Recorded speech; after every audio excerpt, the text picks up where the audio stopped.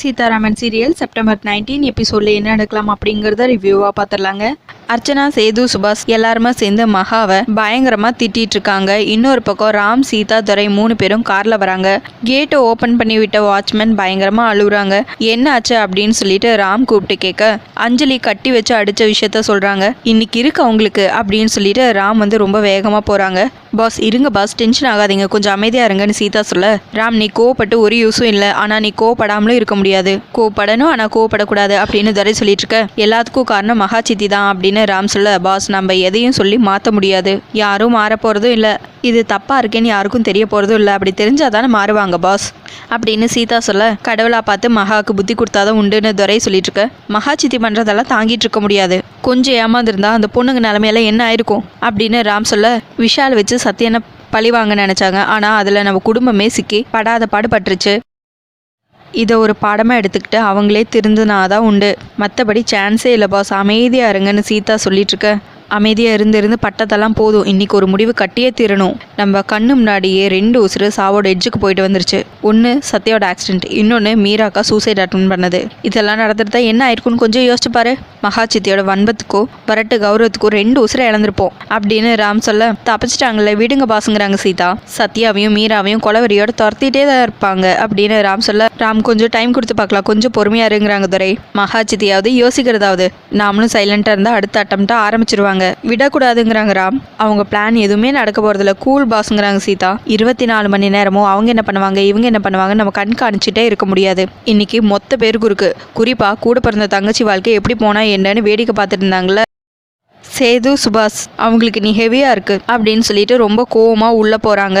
சித்தி சித்தின்னு சொல்லி கத்த, மகாவை ரவுண்டு கட்டி நின்று திட்டிட்டு இருந்தவங்க எல்லாரும் வெளியே வராங்க. எதுக்கு இவங்க கத்துறா அப்படின்னு சொல்லிட்டு, டே எதுக்கிட்ட அப்படி கத்திட்டு இருக்கேன்னு சேது கேட்க, நான் உங்ககிட்ட பேச வரல, யாருக்கு இந்த வீட்டில் அதிகாரம் இருக்கோ அவங்க கிட்ட பேச வந்திருக்கேன், யாரோட கிரிமினல் புத்தியால இந்த ஃபேமிலி அசிங்கப்பட்டு வந்திருக்கோ அவங்க கிட்ட பேசணும் அப்படின்னு ராம் சொல்ல, எல்லாம் முடிஞ்சு போச்சு, நீ எதுவும் பேச வேணாம், நீ போங்கிறாங்க சேது. என்ன பேச வேணாம், எண்ணம் போல் வாழ்க்கைன்னு சும்மாவா சொன்னாங்க, நீங்க பின்ன வலையில நீங்களே சிக்கிக்கிட்டீங்க அவ்வளோதாங்கிறாங்க ராம். ராம் என்னடா இப்போ, அதான் நீயும் இந்த தையல்காரையும் நினைச்சது சாதிச்சிட்டீங்கல்ல, அப்புறம் எதுக்கு சத்தம் போட்டு இருக்க, நாங்களே நொந்து போயிருக்கோம், சும்மா கத்திக்கிட்டெல்லாம் இருக்காத என்ன அப்படின்னு சுபா சொல்ல, ஹலோ சீதா என் வைஃப், தையல்காரியில் எடுத்தெறிஞ்சு பேசுனீங்க மரியாதை கெட்டுரும், சித்தப்பான்னு கூட பார்க்க மாட்டேங்கிறாங்க ராம். டே அவன் உன்னை தோளில் தூக்கி போட்டு வளர்த்தவன்டா, அவனை போய் மரியாதைலாம் பேசிட்டு இருக்க அப்படின்னு சேது சொல்லிட்டு இருக்க. இந்த மாதிரி ஒரு ஜென்மம் என்னை தூக்கி வளர்த்ததுக்கு நான் வெக்கப்படுறேன், ஏன் பொண்டாட்டியே ஏன் கண்ணு முன்னாடியே கேவலமா பேசுவாரு, நான் பார்த்துட்டு சும்மா இருக்கணுமா அப்படின்னு ராம் சொல்ல, பாஸ் அவங்க ஏதாவது சொல்லிட்டு போட்டோம் விடுங்க பாஸுங்கிறாங்க சீதா. நீ சும்மா இரு சீதா, இவங்க பண்ற அட்டுழியத்தை எல்லாம் கேட்காம விட்டதுனால தான் இந்த ஆட்டம் ஆடுறாங்க,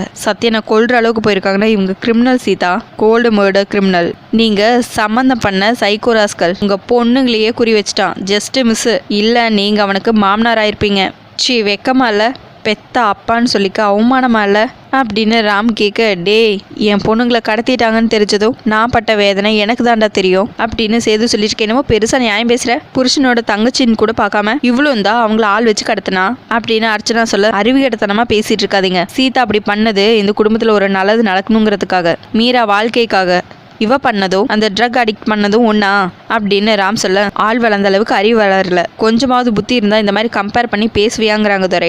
ஏய் நீ ரொம்ப ஓவரா பேசுறேங்கிறாங்க சுபாஷ், அவர் உண்மையை தான் பேசுறாரு அப்படின்னு சொல்ல, யாரா உண்மையை பேசுறது அப்படின்னு சுபாஷ் கை ஓங்கிட்டு போக, ஒரு பக்கம் ராமையும் சுபாஷையும் தடுத்து நிறுத்துறாங்க. ஏன் நிறுத்திட்டீங்க, அடிங்க, வாழ்க்கையில தப்பு பண்ணாத ஆளா இருந்தா தாராளமா அடிங்க, பெத்த பிள்ளைங்க தோளுக்கு மேல வளர்ந்து நிக்குதுங்க இந்த வயசுல, இங்க பாருங்க சொல்ல வைக்காதீங்க அப்படின்னு ராம் சொல்லியிருக்க. டே இங்க பாரு இதுதான் உன் லிமிட் சேது, மனசாட்சியே இல்லாம கூட பிறந்த தங்கச்சிக்கு துரோகம் பண்ண நினைச்சிங்களே, நீங்க 2 பேரும் மனுஷ ஜென்மமான்னு கேட்குறேன், கோவப்பட்டா பத்தாது ஆம்பளையா இருக்கணும் அப்படின்னு ராம் சொல்ல, ஹலோ பிரதர் என்னமோ எல்லாரும் இஷ்டத்துக்கு பேசிட்டு இருக்கீங்க, தங்கச்சி அசிங்கப்பட்டு நின்றுட்டு இருக்கும்போது நீங்க என்ன பண்ணிட்டு இருந்தீங்க, வேடிக்கை தானே பார்த்துட்டு இருந்தீங்க அப்படின்னு அஞ்சலி கேட்க, ஏய் விஷால் உன்னை அடைஞ்சே தீரணும்னு வெறியோட இருந்தப்போ தாலி கட்டினாதான் கல்யாணம்னு ஹெல்ப் பண்ணி வச்சது யாரு, நாங்க, மறந்துடாத, இவங்க மட்டும் அவனை டைவர்ட் பண்ணல, அவன் மோதிர மாத்தி முதல் இரவே கொண்டாடி இருப்பான் அப்படின்னு சீதா சொல்லியிருக்க. அவங்க அப்படிதான் சீதா அப்படிதான் பேசுவாங்க, ஏன்னா வளர்ப்பு அப்படி, முதல்ல பெத்தவங்க யோகியமா இருந்தா தானே பிள்ளைங்களும் சரியா வளரும் அப்படின்னு ராம் சொல்லிட்டு இருக்கு. இப்ப இவ்வளவு நியாயம் பேசுறியே,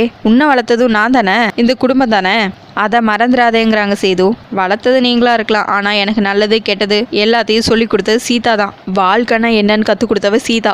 நான் இன்னைக்கு கொஞ்சமாவது மனசாட்சியோட இருக்கிற மனுஷனா இருக்கிறதுக்கு காரணம் சீதா தான். சீதா மட்டும் என் லைஃப்ல வரலன்னா நானும் இந்த மாதிரி தான் உங்க பேச்சு கேட்டு இப்படிதான் நின்றுப்பேன் அப்படின்னு ராம் சொல்லிட்டு இருக்க. ஓ, அப்ப சீதா வந்ததுக்கு அப்புறம் நீ மனுஷன் ஆயிட்டியா அப்படின்னு சேது கேட்க. அதுல என்ன சந்தேகம் அப்படின்னு ராம் சொல்லிட்டு இருக்கா. அப்படி சொல்றா, நீ இப்படி தைரியமா பேசுறது கூட சீதா வந்ததுக்கு அப்புறம் தான் அப்படின்னு துரை சொல்ல. டே முட்டாள், நீ முதல் வீட்டை விட்டு வெளியே போடாங்கிறாங்க சேது.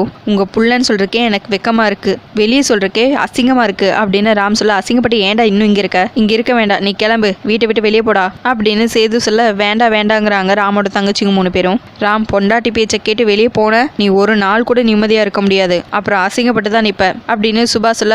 விட்ரா, போனாதானே தெரியும் கூட பிறந்தவங்க அப்பா சித்தி சித்தப்பான்னு எல்லாரும் இல்லாம எவ்வளவு கஷ்டப்படுறவங்கிறது அப்பதானே புரியும் அப்படின்னு சேது சொல்லிட்டு இருக்க. நான் போகதான் போறேங்கிறாங்க ராம். போய் பாரு, அப்பதான் எங்க எல்லாரோட அருமையும் தெரியும். உன் பொண்டாட்டி தலையில வச்சிருக்க 3 முளை பூ கூட என் காசுல வாங்கினதுதான். வெக்கமா இல்ல உனக்குன்னு சேது சொல்ல. வெக்கமா தான் இருக்கு, இத்தனை நாள் இப்படி இருந்ததுக்கு வெக்கமா தான் இருக்கு அப்படின்னு ராம் சொல்லிட்டு இருக்க. ராம், நீ முதல்ல சீதாவை கூட்டிட்டு இங்க இருந்து கிளம்புங்கிறாங்க துரை. பாஸ், நான் உங்ககிட்ட கொஞ்சம் பேசணும், உள்ள வாங்க அப்படின்னு சீதா சொல்ல. நீ சும்மா இரு சீதா, இவ்வளவு நாள் பேசாம இருந்ததுதான் தப்பாயிடுச்சு அப்படின்னு சொல்லிட்டு ரொம்ப ஸ்பீடா ரூம்குள்ள போறாங்க. அதுக்கப்புறம் ராமோட ட்ரெஸ் எல்லாம் எடுத்துட்டு வெளியே வராங்க. இனி அவனை நிறுத்த முடியாதுமா, அவன் ரொம்ப பிடிவாதக்காரங்கிறாங்க துரை. அப்ப கரெக்டா ராமும் வந்துடுறாங்க. பாஸ், திட்டினது உங்க அப்பா தானே, 3வது மனுஷன் இல்லையே, கோவப்பட்டு எந்த முடிவும் எடுக்காதீங்க பாஸ் அப்படின்னு சீதா சொல்ல. இல்ல சீதா, இதுக்கு மேல ஒரு நிமிஷம் இங்க நின்னா கூட நம்மளுக்கு மரியாதை இல்ல. மரியாதை என்ன மரியாதை, நம்ம மனுஷங்களே இல்ல அப்படின்னு ராம் சொல்லிட்டு இருக்க. டே ராம், நீ ஒன்னும் பேச்சுலர் இல்லடா, கூட சீதா இருக்கா. நீ வெளியே போய் என்ன பண்ணுவ, எங்க போய் தங்குவ அப்படின்னு துரை கேட்க. மாமா, இவ்வளவு பெரிய உலகத்துல எங்களுக்குன்னு ஒரு சின்ன இடம் இருக்காதா? இங்க இருக்கிறத விட மோசமான இடம் வேற எங்கேயுமே இருக்காது. என்னால மேனேஜ் பண்ண முடியும், என்னால இங்க இருக்க முடியாது மாமா, என்னை தடுக்காதீங்க அப்படின்னு ராம் சொல்ல. பாஸ், ஒன்னும் இல்ல, எங்க வீட்டுல கூட போய் தங்கலாம், ஆனா இந்த வீட்டை யோசிச்சு பாருங்க, பிரச்சனை எங்க இருக்கோ அங்க இருந்தே சமாளிக்கணும் பாஸ், அதுதான் நல்லதுங்கிறாங்க சீதா. சீதா, அப்பா பேசினது கேட்டல, அவங்க உழைப்பில் சாப்பிட்றேன்னு சொல்கிறாரு என்ன, அது கூட பரவாயில்ல, ஆனால் நீ தலையில் வச்சிருக்கிற பூ கூட அவர் காசில் வாங்கினதுன்னு சொல்கிறாரு. அதுதான் என்னால் தாங்கிக்கவே முடியல. அவர்கிட்ட நான் அவமானப்படலாம், ஆனால் என்ன நம்பி வந்து உன்னை நான் அவமானப்பட விட மாட்டேன். எனக்கு உன்னோட மரியாதை தான் முக்கியம், கிளம்பு சீதா அப்படின்னு ராம் சொல்ல. பாஸ், அதெல்லாம் எனக்கு புரியுது, அதெல்லாம் கேட்கும்போது எனக்கும் சந்தோஷமாக தான் இருக்குது. நான் தான் உங்களை பிரிச்சேன்னு சொல்லுவாங்க, கொஞ்சம் கோவப்படாமல் கேளுங்க பாஸ். உங்கள் சித்தி இந்த குடும்பத்தை ரொம்ப தப்பாக வழி நடத்துகிறாங்க. நாம இருக்கிறதுனால ஏதோ கொஞ்சம் சமாளிக்கிறோம். நாமளும் போயிட்டு அந்த வீடாவே இருக்காது பாஸ், எல்லாமே நாசமாயிரும் பாஸ். உங்களுக்கும் 3 தங்கச்சிங்க இருக்காங்க, கொஞ்சம் யோசிங்க பாஸ்னு சீதா சொல்ல. இப்போ என்ன பண்ண சொல்ற, மரியாதை இடத்துல எல்லாத்தையும் சதிச்சுட்டு என்ன இருக்க சொல்றியா அப்படின்னு ராம் கேட்க. இல்ல பாஸ், உங்க தங்கச்சிங்களை பத்தி நினைச்சு பாருங்களேன், அந்த மகா பாட்டுக்கு கோவத்துல ஏதாவது முடிவெடுத்தா அந்த பொண்ணுங்களுக்கு ஏதாவது பிரச்சனை ஆயிட்டா கொஞ்சம் யோசிங்க பாஸ். அவங்க பாதுகாக்காவது நம்ம இங்கே தான் இருந்தாகணும் ப்ளீஸ் பாஸ்னு சீதா சொல்ல. சீதா, அவங்க நல்லதுக்காக நீ யோசிக்கிற, ஆனா அவங்க அந்த 3 பேரும் உன்னை கண்டாவே எரிஞ்சு விழறாங்க. விடு சீதா, சில பேரை பட்டு திருந்தட்டோன்னு விட்டுறணும் அப்படின்னு ராம் சொல்ல. சீதா சொல்றதுல ஒரு உண்மை இருக்கு. விஷால் உள்ளே போனாலும் அவனோட கோவம் இன்னும் குறைஞ்சிருக்காது. அவன் இங்கே வந்து எல்லாரையும் அழிக்காம விட மாட்டான் அப்படின்னு துரை சொல்ல. எல்லா தப்புக்கும் யார் காரணம், சித்தி தானே, அவங்க பார்த்துப்பாங்க அப்படின்னு ராம் சொல்ல. பாஸ், அப்படியெல்லாம் ஈஸியாக ஒதுக்கிட்டு போயிட முடியாது பாஸ், ஏதாவது விபரீதமாக ஆயிடுச்சுன்னா அப்புறம் வருத்தப்பட்டு ஒரு பிரயோஜனமும் இல்லை அப்படின்னு சொல்ல. சீதா, என்ன பேசுற நீ? மீரா வாழ்க்கையை ஸ்பாயில் பண்ண தெரியுது, சத்தியனா ஒழிச்சு கட்ட தெரியுது, இவ்வளோ தெரிஞ்சவங்களுக்கு அவங்கள காப்பாற்றிக்க தெரியாதா? நாம என்ன இவங்களுக்கு பாடி கார்டா? சுற்றி நின்று பாதுகாப்பு கொடுக்கறதுக்கு? அவங்க பண்ற அட்டுழியத்துக்கு அவங்க தான் பொறுப்பு, நாம் ஒன்றும் பண்ண முடியாது சீதாங்கிறாங்க ராம். ராம், கொஞ்சம் நிதானமாக யோசிங்கிறாங்க துரை.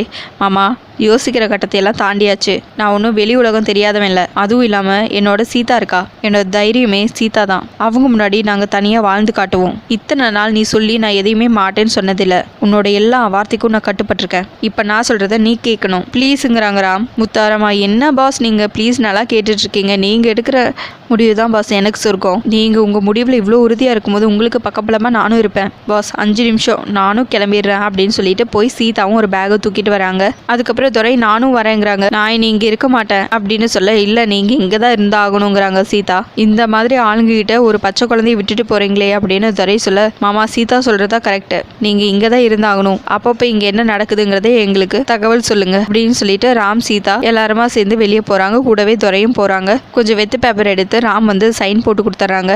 இந்தாங்க, உங்கள் சொத்துக்கும் எனக்கும் எந்த விதமான சம்மந்தமும் இல்லை, இதோ நீங்கள் கொடுத்த வாட்ச் கார்ட்ஸ் அப்படின்னு சொல்லிட்டு எல்லாத்தையும் தூக்கி டேபிள் மேலே போட்டுறாங்க.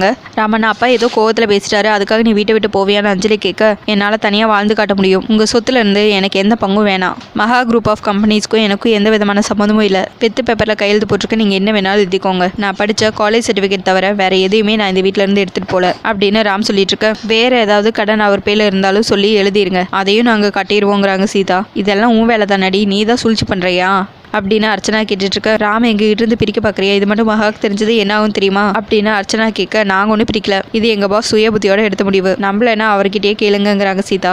ராம், நான் ஏதாவது தப்பா பேசியிருந்தா என்ன மன்னிச்சிட்டா, எங்களை விட்டு போகாத அண்ணன் சொல்லுங்கிறாங்க சுபாஷ். அண்ணன் ஏன்னு இவ பேச்சு கேட்டு எங்களை விட்டு போறீங்க அப்படின்னு அஞ்சலி கேட்க, ஏய் அவ இவங்கிற பேச்செல்லாம் இதோட நிறுத்திக்கோ, சீதா மிஸ்ஸஸ் சீதாராமன் அப்படின்னு ராம் சொல்ல, அப்படியே இருக்கட்டும்ண்ணே, நீங்க எதுக்கு எங்களை விட்டு போகணும், நீங்க எங்கேயும் போகாதீங்க வேணாண்ணே, இதுவா இருந்தாலும் பேசி தீர்த்துக்கலாம், நீங்க உள்ள போங்க அப்படின்னு அவங்க 3 தங்கச்சிங்களும் சொல்ல, பேசி தீர்க்கிறத விட சில கடனை தீர்த்துட்டு தான் பேசணும், அதுதான் சரியா இருக்கும், போட்ட சாப்பாட்டுக்கும் வாங்கி கொடுத்த ட்ரெஸ்ஸுக்கும் கணக்கு பாக்குறாப்பா அப்பாவே இல்ல, அப்பா கணக்கு பார்த்ததுக்கு அப்புறமும் வீட்டுல தங்குறவன் பிள்ளையே இல்ல, என் லைஃபை 2ஆ பிரிச்சுக்கலாம், ஒன்னு சீதா வர்றதுக்கு முன்னாடி, ஒன்னு சீதா வந்ததுக்கு அப்புறம். என் மேல அன்பு வச்சிருக்கீங்க, ஏதோ என் மேல ரொம்ப அன்பு வச்சிருக்கீங்கன்னு நினைச்சேன், ஆனா இப்பதான் புரியுது அதெல்லாம் அன்பு வச்சிருக்கிற மாதிரி நடிச்சிருக்கீங்க, என்னோட கடமை ஆசை இதை பத்தி எதையுமே உங்களுக்கு கவலையே இல்ல, உலக பேரழகியை தான் நான் கல்யாணம் பண்ணுவேன் நான் உங்ககிட்ட சொன்னேன்னா அதுவும் உங்க ஆசை தான், உங்க ஆசைகளை என் மேலையும் தங்கச்சிங்க மேலையும் திணிக்கிறீங்க, அதுதான் எங்களோட விருப்பம்னு நம்ப வைக்கிறீங்க, போதும் இது வரைக்கும் இருந்தது எல்லாமே போதுங்கிறாங்க ராம், எங்க மேலேயே தப்பு இருக்கு, அதுக்காக எங்களை விட்டு போகாதங்கிறாங்க சுபாஷ். இல்ல இந்த வீட்டுல எப்ப பார்த்தாலும் நெகட்டிவ் வைப் தான் இருக்கு, எப்ப பார்த்தாலும் வன்மம் சூழ்ச்சி இந்த மாதிரியே தான் போயிட்டு இருக்கு,